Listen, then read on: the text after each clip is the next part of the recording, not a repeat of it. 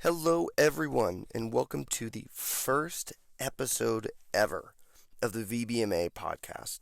I'm your host, Thomas Kyle. And in today's episode, I had the opportunity to chat with one of the biggest owners of veterinary groups in the UK and Australia. This individual has published 3 books, hosts podcasts, yes, these are all plural, and even founded a group called Vetx, which is a global mentoring community to help vets work together and enjoy their lives.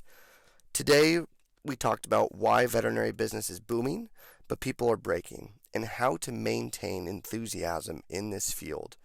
We learned about how the people you work with and listen to influences your behavior, leading to why we must have good mentors and why that matters. The Jedi philosophy was explained to me, as well as how to be a good culture farmer. So, in this episode, there is so much great information jam packed, you do not want to miss it. And with that, I'd like to introduce the one and only Dr. Dave Nicol.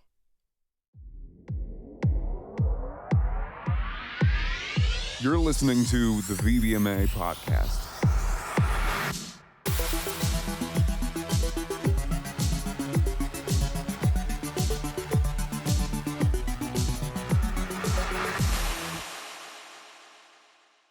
First question I got to ask you: when you came to the VBMA national meeting, your enthusiasm was insane. Like no one was expecting that for the first keynote speaker. And again, we talked earlier.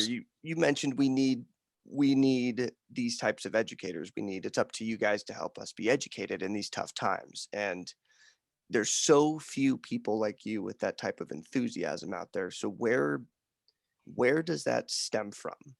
Where does your enthusiasm and passion stem from to such an extreme degree? And where do you see that going in animal medicine? I am a Labrador. About life, I thought, if I could decode this and hand it to you, I would, and that's a very hard thing to do because, it's not that I don't experience difficult emotions, darker thoughts, the downs, the highs, the lows. If it's a 22-year and counting career in veterinary medicine, 23 this year.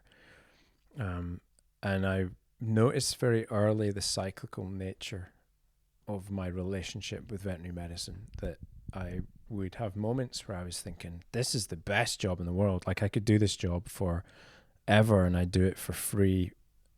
And most of those are actually at the end of consultation sessions, like 2 or 3 hours in the exam room. And like I frequently went into those sessions in a bad mood, especially Monday morning. You're back at work, you've had a lot of fun in the weekend, you've seen your buddies. But I never came out of one in a bad mood because the relationship energy that I get, and this is kind of, it's not unique to me, but it's part of me, that I'm certainly somebody of a more extroverted persuasion who gets a lot out of the connection and relationship with people. Whether that's one-to-one or one-to-many, that seems to charge me up. But I just accept life to an extent as it comes. Now, that doesn't mean I accept the circumstances of stuff that happens, but I accept that stuff happens. And I refuse to get into a victim mindset where I cede control of my own life and my own circumstances based on things that are beyond my control. And I think that is an incredibly powerful thing. I don't think I was always good at it. And when I show up on a stage to do a keynote after 23 years in my career, I think the risk, Thomas, is that it looks like, how did you get there and how are you able to do that? The risk is that you assume that you should be able to do that and be that person after 2 seconds in the job or at university. Well, I can tell you I was a hot mess at university that spent the first 4 years of my degree, because we did 5 years at Glasgow, really feeling like a fish out of water. Like, did I make a mistake here? Feeling pretty dumb for many parts of the education, the the biochemistry. I'm like, I don't remember a thing about the Krebs cycle. Animal husbandry, I spent a long while feeling completely excluded by the language. I loved horses, but I just didn't get all the language that went with it, the jargon that went with horsey owners, and you felt very excluded because although I grew up in the country and I was around animals, I wasn't really part of a horse community. I could ride a horse. I was taking riding lessons, but I didn't hang out and was really into horses. I was really into sports and playing rugby and skateboarding and playing football and being outdoors and climbing trees. And I was a very, very active, sporty individual, not really good at sitting in a book and studying. And it was really only in final year when I met clients in the exam room and a light bulb went on and it clicked, and I thought, yeah, okay, this is the thing that I can do. This is the thing I can excel in, and it's people. And actually, I went into veterinary medicine to be part of a community. That was really clear to me from the word go. But when I'm given a presentation in a keynote, that's one of the risks. Or where you see a post that I put out on Instagram or something like that, and it looks like, oh, hey, he's totally got this dialed down and nailed. And it's like, well, that's 23 years of having it not dialed down and nailed, distilled into one momentary post. Please don't think that it's all dialed down and nailed. It's not. It's a lot of it. Wisdom is earned, and I really don't claim to be wise. Like, I already cringe when I'm saying that a little bit. Like, but there is wisdom in experience, and you learn, and you get better because of that. But the one thing I could always bring to the table, and always have brought to the table, is energy, enthusiasm, and if I'm gonna commit to something, I can articulate it better now than I used to be able to. But if I'm going to commit to something, I'm going to go in 110%. And I've distilled that down now into the phrase I'm not going to say the version I usually say because I don't want to offend your listeners, Thomas. So out of respect to everyone, I'm going to say my approach to doing things now is if it's not a heck yes, it's a no. Right, and you can insert whatever word you like to believe I might say in place of heck, depending on your disposition. But if it's not a heck yes, then it has to be a no. And in doing that, in choosing projects wisely, then you can commit the relevant, the right amount of energy so that you're not drained. And I've been through the phases of saying heck yes to everything, because you have a mindset of scarcity that you think, oh, I'm never going to get this chance again, or if I don't take this opportunity or this job or this case or this other thing, then people are not going to like me, or I'm not going to be a team player, or I'm never going to get another speaking gig again in my whole life as long as I live. And so you say yes to everything and then you break. So the energy I bring is there. Feels abundant and endless as long as I'm doing the right things and I choose the right projects.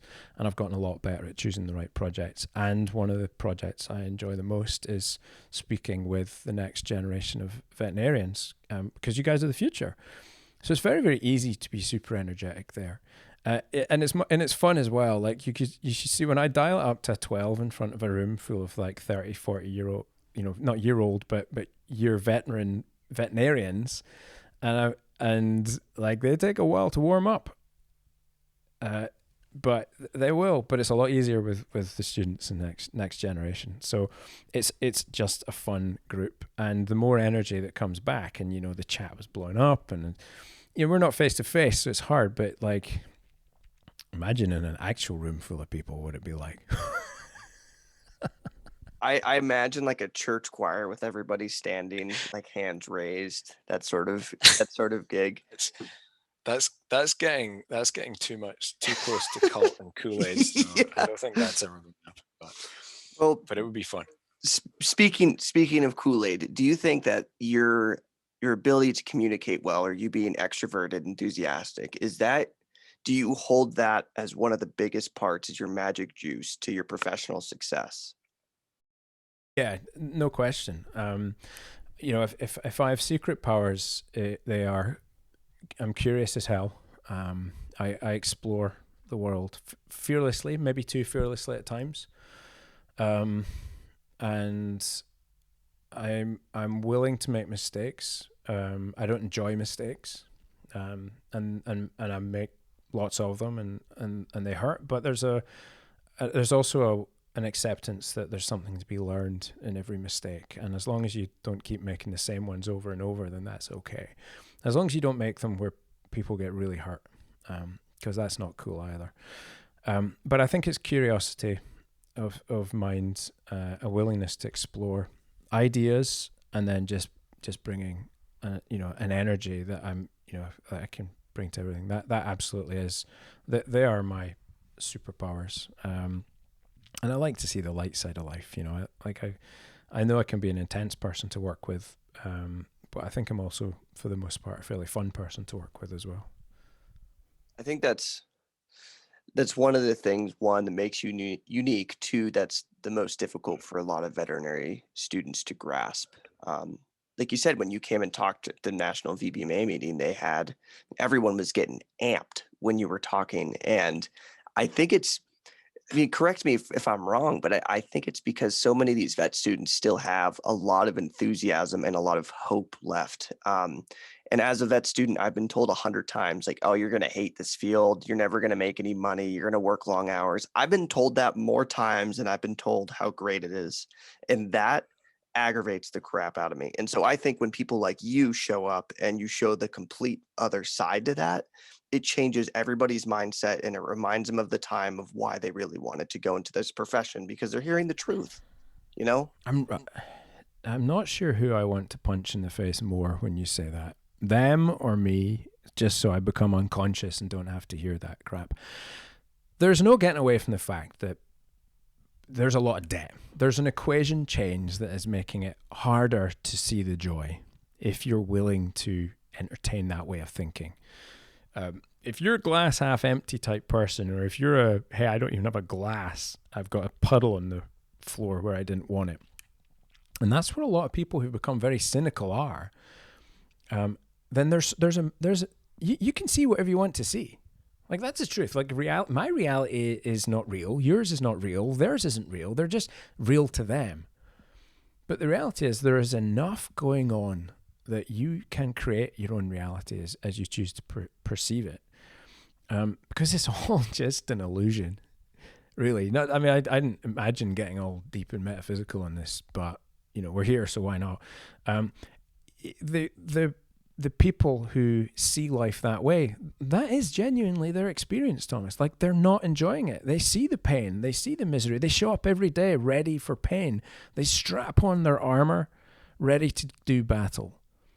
But I never saw it that way. Like, I strapped on my I don't know, like my white coat and stethoscope, and I was like, let's go. What am I going to learn today? Who's going to school me today? What amazing person am I going to meet? What incredible disease am I going to pick up and be befuddled by and make a terrible mess of, but learn and be better at it next time? What life can I save? Who can I impact positively today? And so if you consciously or unconsciously just have that attitude, then you're going to have a much different experience. And it really is like the outcome, the experience you have is simply the summation of all of the micro decisions you make every single day, whether it's the way you choose to treat somebody or not choose. Perhaps it's the fact that you think about when you go to bed at night. Do you go to bed early so you're refreshed? Do you eat well? What selection of food do you make so you're not having a sugar crash in the middle of the afternoon? Maybe it's the exercise. You hustle out and it's 7:30 in the evening and you don't really want to go to the gym because you're tired, but you just say, no, come on, I'm doing this. I'm committing to this because I know this is good for my mental and physical health. So I will be more capable of coping in veterinary medicine the next day. And when you do that, you walk into the gym and you're like, oh, what am I doing? And listen, by the way, I've quit in that moment and not gone to the gym in that moment plenty, right? So please don't think I'm this perfect dude who just does all this. I'm not. But I know from all the times I've pushed myself through those moments how different it feels on the other side. And there's a sense of agency about that. There's a sense of control over your own destiny. And I think that's what every single person has. And that's what you seed when you show up and just moan and complain. And the important thing, Thomas, is that, you realize that it's the decisions you make. And one of those decisions is who you're going to hang out with, who you're going to listen to. So if you jump on a Facebook group that's full of people who moan and whinge and hate veterinary medicine and say, you got all this debt, you'll never pay it off. So what happens in their lives? They're grumpy. They face clients. They're grumpy. They fail to build trust because they're grumpy. So the clients don't listen to them and give them back chat and say no to the recommendations. So A, they feel bad about themselves because the clients don't say yes to their recommendations. B, they lose the earning opportunity because they didn't generate the work. They lost the opportunity to feel good because they didn't fix the animal. So you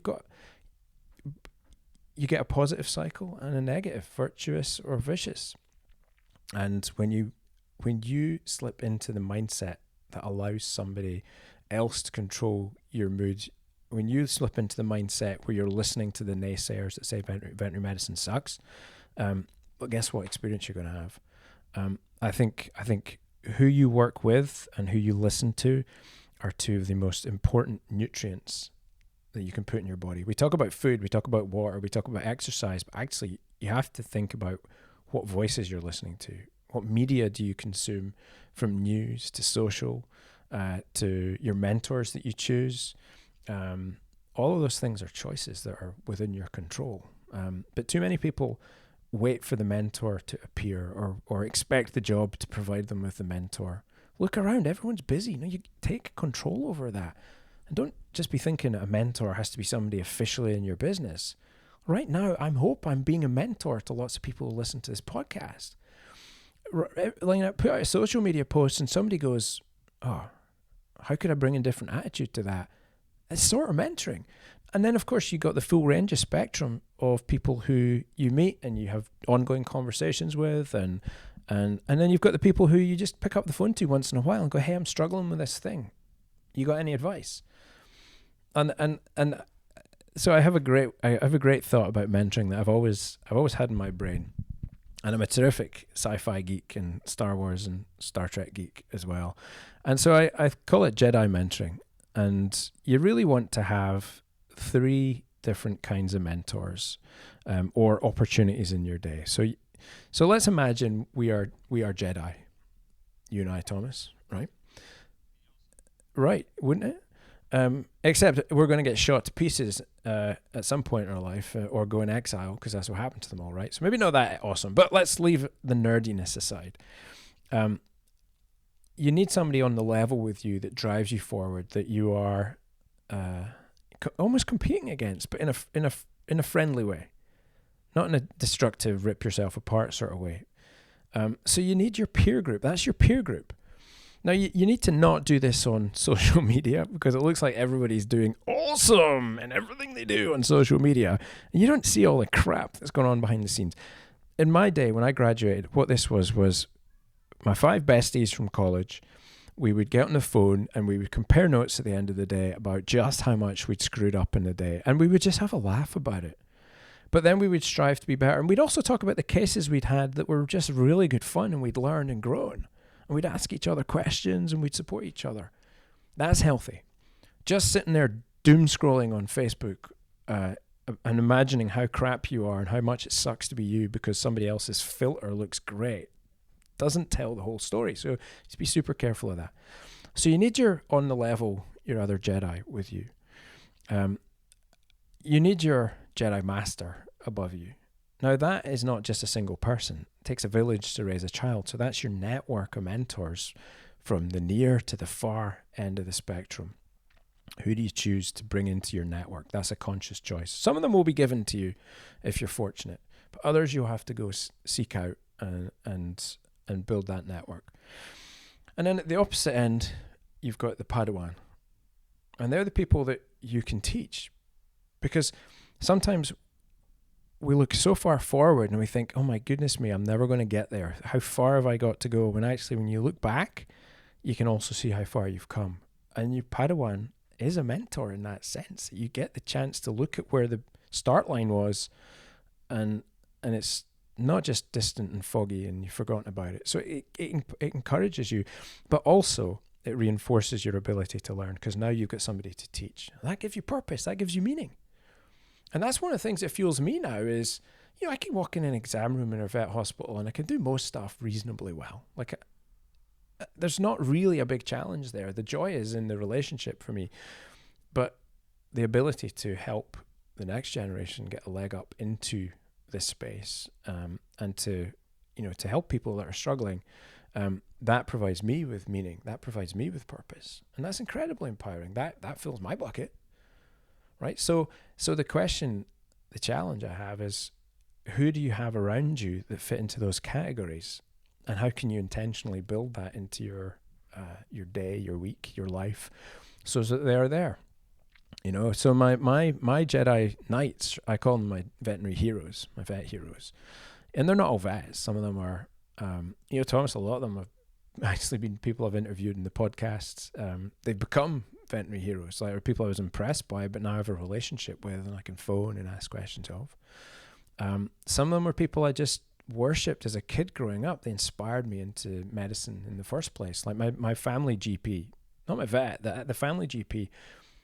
It was when you were sick as heck and you knew you had an appointment to go see Dr. Bell, man, it was like magic. You felt better. Even if you felt like crap, you felt better, because never once did I go into that teeming, overwhelmed clinic and him not come out of his exam room with a smile on his face and make me feel better just by looking at me, knowing me, seeing me.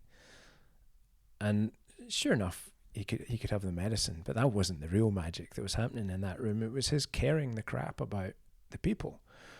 And that made his life better as well, I'm quite sure, because you get energy when you have good positive interactions and you get drained when you don't. And people say, well, it's hard to care about everyone all the time. And it is, if you're fighting them all the time. It's impossible, in fact. But if you can do the Dr. Bell thing and come out your room with a smile or compassion and make people feel seen or listened to, then you'll be filling your tanks as well. Like my daughter's 8 and she was telling me the other day, she said, Daddy, it really fills your tank up when you help other people out. I know you're filling their tank, but I can see it fills yours as well. I'm like, oh, that's my girl. Done something right there. But it's so true. So those veterinary heroes are my Jedi Knights, and my my Jedi peers are the people and there's so many wonderful people in this profession that I see doing things that are incredible, all over the world. There's people like me trying to help the next generation. I'm not unique in that. So it's, it drives you on. It encourages you to do that. And then, of course, the Padawan, well, I've got the people in my practice I want to help. There's the people in my mentoring groups and Thrive and Leaders. There's the people more distantly that I hope the content reaches and touches in a positive way. And it's not Padawan in a in any kind of derogatory or you're beneath me sort of way. It really is.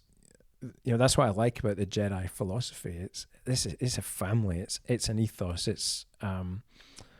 There's something very spiritual and connecting about the whole thing. Even though it's a figment of somebody else's imagination, it works well as a picture, in my brain at least, Thomas. So there you go. I mean, think about how you and I met. Like, I can almost guarantee you that we would not have reached out to you if COVID wasn't a thing. Why? Because this opportunity that we have now is to reach out to people, mentors, Jedi Knights, which I would myself consider you. That's kind. Yeah, we wouldn't have we just wouldn't have that opportunity that we would have. Like, oh, would we expect you to fly all the way over to Florida for a day? No. So I think you make a good point in people finding their own individuals to help them. And I think that the silver lining and all this bull crap that's gone on the last year, is you can reach out to so many more people than you think. You could get a mentor in Australia if you wanted to. You could get a mentor anywhere you want. You just have to look. And that's, like you said, it's all about your mindset. Going in, being confident, talking to somebody. And I've always thought that maybe that's part of the part of the career path you take and the jobs you take. And I know you talked about that in a newer chapter of your new book. You're a vet now, what? But it's difficult to. I feel like if you have a good mindset and you choose the wrong career path, it's hard to get out of that and then figure out where to go from there. And I feel like that's a tough one. That's a tricky one because you might feel stuck in quicksand, you know?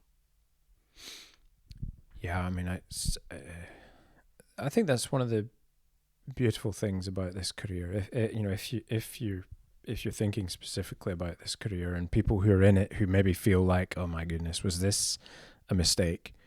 And of course, for you guys, there is a penalty in that decision. You're 2 degrees in, minimally. For some, it's more. You're hundreds of thousands of dollars in debt potentially, and you're thinking, is this for me? The reality is, veterinary was always considered a very vocational degree. But veterinarians are incredibly talented, incredibly smart. We may not be diverse in the way that we look, or not diverse enough. And that's a whole other conversation for another time. And for me as a white guy, probably not the conversation for me to be having. That's something I'm hugely supportive of, but and have a part in helping, but that's a place for others to occupy the space and make the change happen that needs to happen. But where we are very diverse is in our skill sets.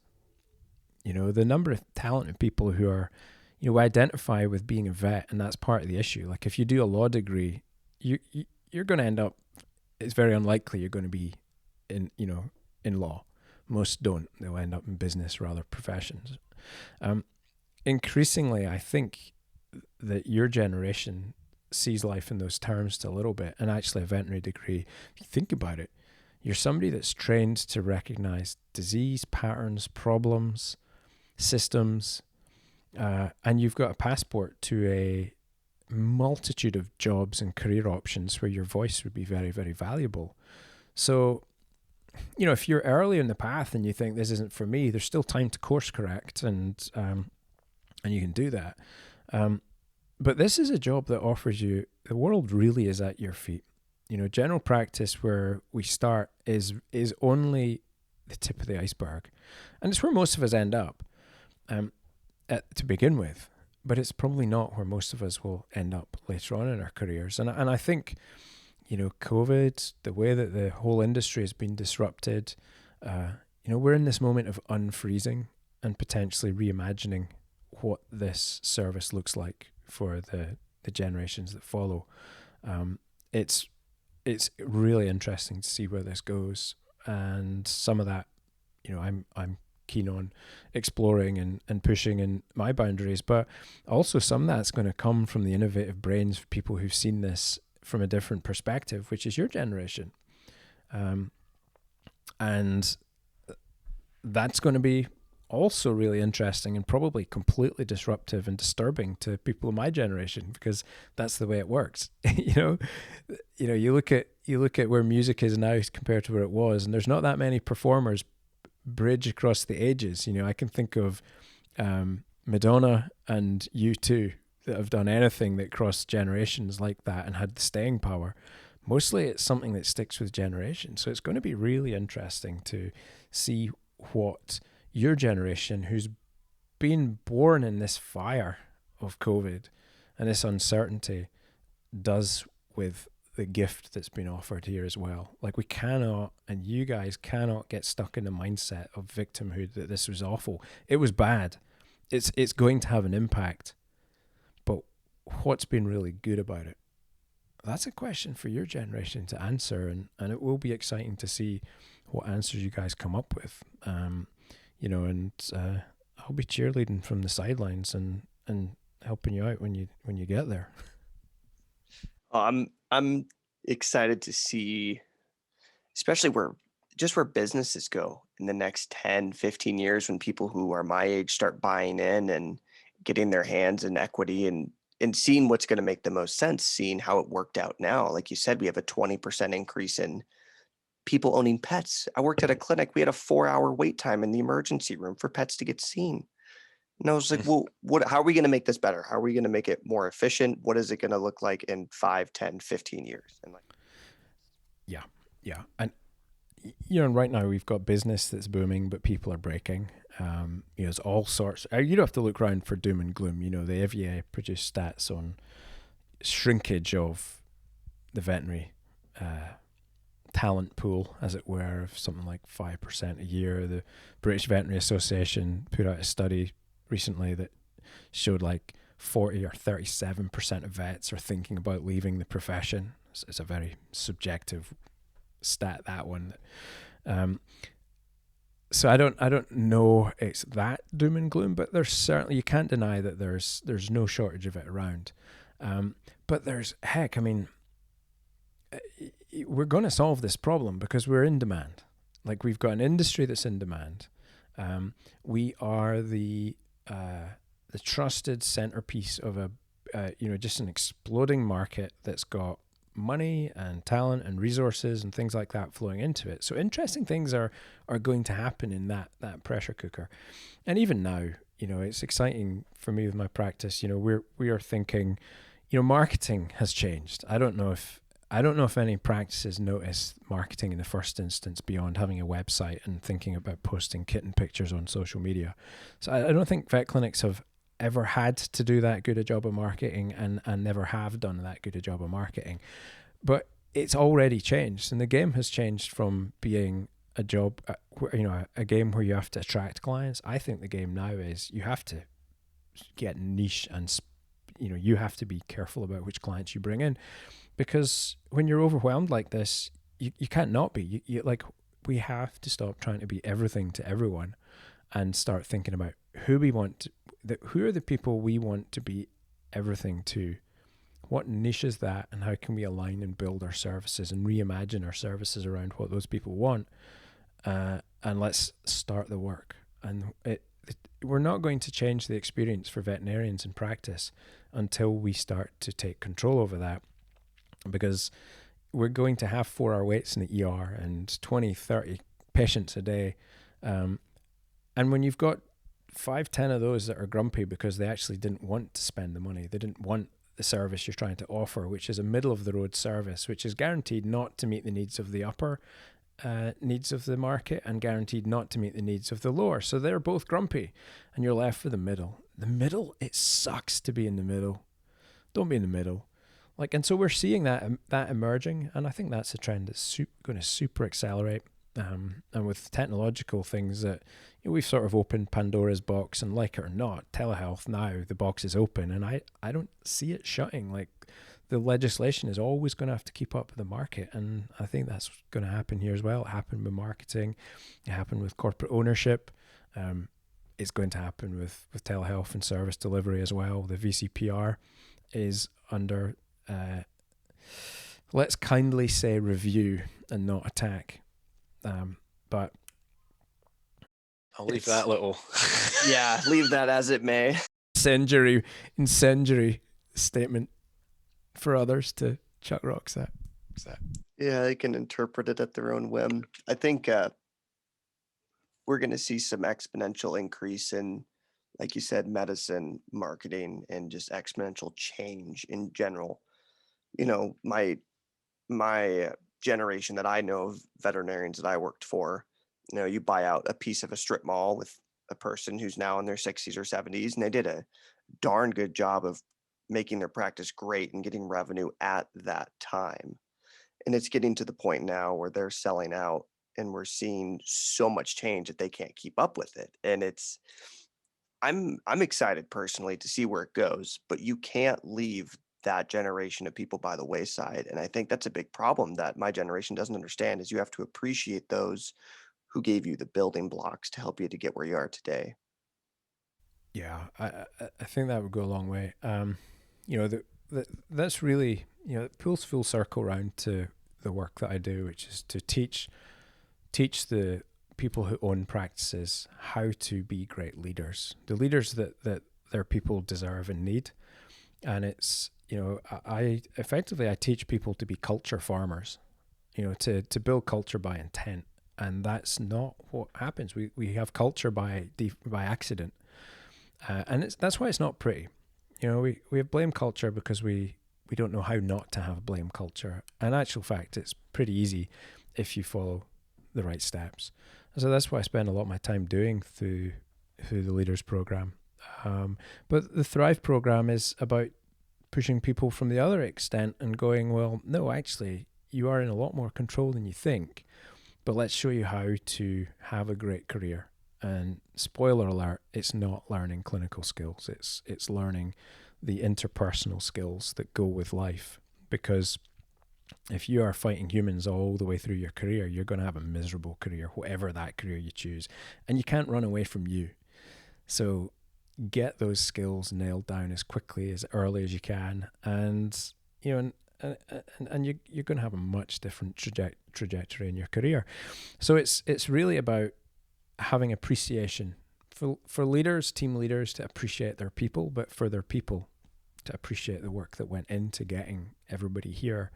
And also the empathy to understand that one day, however unfeasible it seems at this stage in your career, you will also be the old duffer that some young person looks at your white hair, your graying hair, and your, oh my goodness me, I can't believe they used dietary management for hyperthyroidism, and you used radioactive iodine. You're a dinosaur.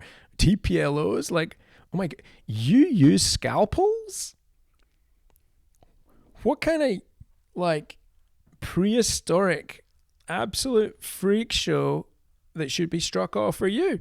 Like, that's a conversation that'll be happening 20 years from now, and it'll be your generation's on the wrong end of that. So I think you're right. I like the sentiment, Thomas. Have a little respect for your Jedi Knights ahead of you, as you go on your pathway. Yeah, it's going to be a long haul, but that's I think that's part of the fun that comes with this field. And in all honesty, this last year, I know I might speak for myself anecdotally, but I think I've been able to do more for myself and my future professional career than I've ever been able to do before. And I think that's just because I saw some opportunities. And I think that is what you have done, is you have, I don't understand your time management. One, you got all these podcasts, books, businesses. So you're seizing 40,000 opportunities at once. You're like a bee trying to go to 40,000 different flowers. There's a lot of flowers. There's a lot less than there used to be. Now, listen, yeah, I'm not. The team I have is, and my limit is to be able to do a podcast a month and a blog a week. If it's just me, and that's what I started out doing. But the secret is you have to work with great people.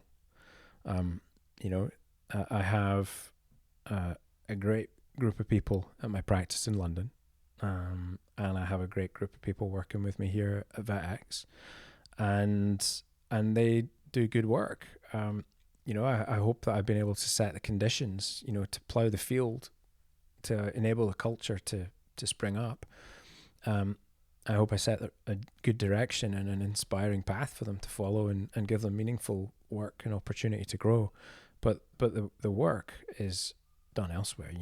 I'll have the conversation with somebody on a podcast, but somebody else is going to edit that and put that out there and then do all the work that goes into making that look and sound good, which is quite a lot of work when they're dealing with podcasts. There's a lot of editing goes on there. So it's a team effort, that's for sure. And that's probably one of the strongest lessons that anyone can learn, is that you're just never going to achieve anything amazing. And I don't actually think that we've achieved very much at this point in time. I think we've made a dent. We have a beachhead. But we've not moved any needles by any metrics I recognize as success just yet. Success isn't being a good speaker. That's fun. But getting an award for speaking from VMX is amazing, and it was a goal I wanted to achieve, but it's not the measure of success. I'm not going to retire and go, hey, I was happy because I did that. There's other measures of success, and one of those measures I'm already achieving, and that is being able to provide meaningful work and help people grow and become better versions of themselves. And for some people that's worked great. For other people, we've not done as well as we might have hoped, and for some we've cocked it up completely and it's been a disaster. But that's life. We live, we learn, keep going. And by that token measurement of success, I think I'm not chasing something that's this ephemeral, distant thing I can never achieve. Yeah, there's some measures, there's some different things I'd like to achieve, but I think in some ways I'm already in a place where if you said to me, look, if you could change anything, if you could do anything differently, would you do something differently? And my answer right now is I have a hard time thinking of a damn thing I would do differently. And if I'm thinking like that, then perhaps I already found success and I don't need to worry about trying too hard for other measures, because that sounds like a pretty good version of success to me. People mix up, success and failures. Like you said, you could have just totally crapped the bed with one person and people won't take that as success. And so they'll think, well, I'd rather change that. No, because you didn't learn from that. You didn't grow, like you said. And when you get to that point of, well, I would change it, then maybe you are at the level of success. And you never know. And I think I'm intrigued as to when you're going to have an off switch. I want to start placing bets with people about when you're going to stop grinding and tinkering away to making VetMed great. Because I don't think it's going to be anytime soon.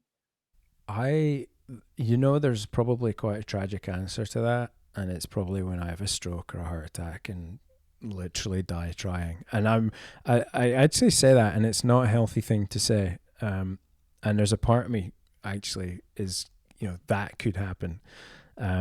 It's not going to happen because I will look after myself in that way. But you commit a lot of time to something and energy to something. But I work hard for a couple of days a week, and then I have a daughter who's 8, and she's my most important mission on this planet is to be a good dad.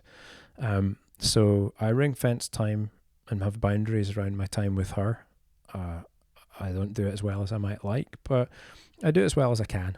And I'm happy and she's happy. And again, that's a measure of success. Like, are we happy? Are we enjoying each other's relationship? And the answer is I couldn't be a more proud or excited father. I have interests away from veterinary medicine that are, I love being on the water. I love spending time paddleboarding, surfing, swimming in the ocean. I love spending time with my friends. I enjoy watching sport. I run a lot. Do triathlons I will do when life allows. But it's all in balance. And there's plenty of time, man. Like, I sleep 7 hours a night. I work, I work, I don't know, 50, 60 hours a week. But the work I do, I enjoy. So it doesn't feel like a grind.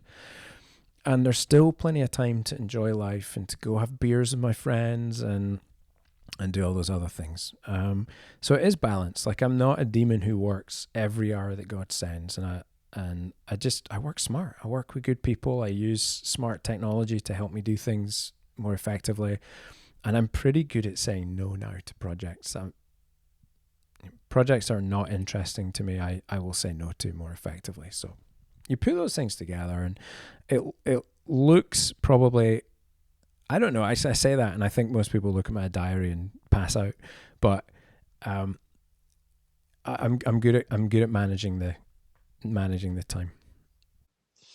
Yeah, I think that's again, time. I mean, I think everyone in vet med has heard time management a million times, but those that can actually execute, it's a lot different. And I think for all the listeners that tune into this are probably gonna gain a lot about where they want to go from here, especially vet students. You gotta have enthusiasm, and you got to be willing to fall down 100 times.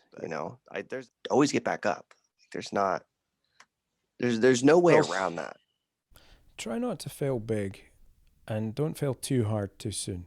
But don't be scared of failing often, and and failing little is usually a pretty good way to go to start with.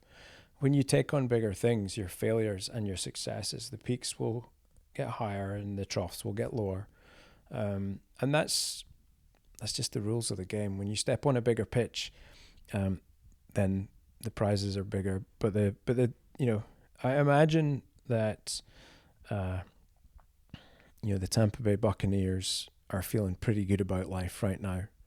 And you've got just Tom Brady, the GOAT, who's just like crushed it, and just like just this amazing career. And I was fortunate enough to go up to see the New England Patriots Stadium when I was up in New England last 2 years ago, and see all the trophies lined up, and the one that was dented because of Gronkowski using it as a baseball bat, and all of that hilarious stuff.